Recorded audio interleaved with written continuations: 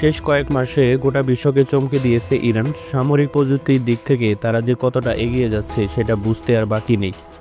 সাম্প্রতিক তারা এক ড্রোনকে সামনে এনেছে, যাকে বিশেষজ্ঞরা বলছে সুপার ড্রোন। এটি শুধু ড্রোনই না, বরং ইরানের সামরিক শক্তি বৃদ্ধির একটি বড় প্রমাণ। গত কয়েক মাসে ইরান যেন আরও শক্তিশালী হয়ে উঠেছে। নতুন নতুন মিসাইল প্রোগ্রাম নিয়ে হাজির হচ্ছে, সুপারসনিক ফাইটার জেট পরীক্ষা করছে, আবার স্যাটেলাইট উৎক্ষেপণ করছে। এবার সবকিছুকে ছাড়িয়ে গিয়েছে এই ড্রোন। এই ড্রোন সাধারণ ড্রোনের থেকে আলাদা। এটি 800 কিলোমিটার গতিতে বেগে উঠতে পারে, 150 কেজি পর্যন্ত মিসাইল বা বোমা বহন করতে পারে। ইরানের এই ড্রোন তৈরি করা হয়েছে এক ফ্যাক্টরিতে। এটি কোনো সাধারণ ফ্যাক্টরি না, এটি মাটির 200 ফিট নিচে তৈরি করা এক গোপন ফ্যাক্টরি। এর প্রধান কারণ হলো বাহিরের কোনো দেশ যাতে স্যাটেলাইট দিয়েও বুঝতে না পারে তাদের এই কার্যক্রম। এই ধরনের মাটির নিচে ফ্যাক্টরির সাথে ইরান আগে থেকে পরিচিত। তারা এসব আধুনিক প্রযুক্তি মাটির নিচে তৈরি করে থাকে, বিশেষ করে তাদের মিসাইল ল্যাব বা মিসাইল ভান্ডার মাটির নিচে বিশেষ গোপন বাংকারে রাখা আছে। এর কারণ খুব সহজ, বাহিরের কোনো দেশের নজরদারি হাত থেকে বাঁচা। কিন্তু ইরানের এই ড্রোনটি কামিকাজি সিরিজের থেকেও উন্নত। কামিকাজি এই ড্রোনগুলো ইতিমধ্যেই আন্তর্জাতিক বাজারে জায়গা করে নিয়েছে। রাশিয়া, উত্তর কোরিয়া এবং চীনের মতো দেশগুলোও কিনে নিচ্ছে। ইরানের বিজ্ঞানীরা আগের ধরা পড়া ড্রোনগুলো থেকে অভিজ্ঞতা নিয়ে কাজ করে এই সুপার ড্রোন সিরিজটি আবিষ্কার করে।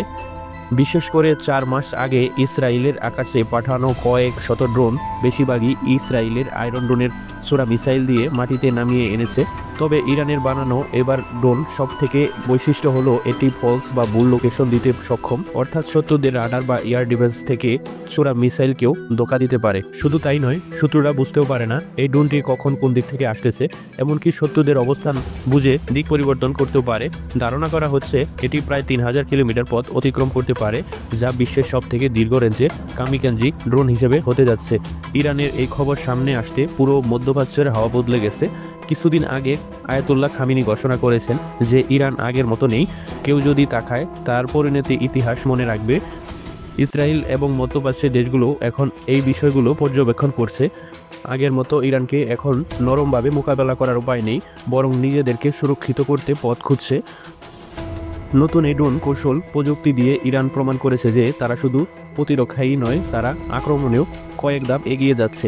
ইরান এই ড্রোনকে নতুন ধাপে এই সক্ষমতা শুধু সামরিক খাতে নয়, রাজনৈতিক মহলেও ব্যাপক প্রভাব ফেলেছে। মধ্যপ্রাচ্যের দেশগুলো এখন বুঝতে পারছে তাদের নিরাপত্তা এখন নতুনভাবে সাজাতে হবে। নতুন এই ড্রোন প্রযুক্তি আকাশেই নয়, সমুদ্র স্থল উভয় ভাগে ইরান এখন আধিপত্য বিস্তার করবে। তাই সবাই তাদের নিরাপত্তার নতুন কৌশল তৈরি করছে। তাছাড়া এই ড্রোন শুধু বড় মিশনেই নয়, ছোট বা শুষ্ক এটাকেও সক্ষম। আগের কামিকাজি সিরিজের মতোই শত্রুদের কিছু বুঝে ওঠার আগে আক্রমণ করতে পারে। বেশ কিছু মিডিয়াতে বলা হয়েছে ইরান এই নতুন ড্রোন তৈরি করা হচ্ছে মাটির নিচে এমন এক ফ্যাক্টরিতে, যা সহজেই নজরে আসে না।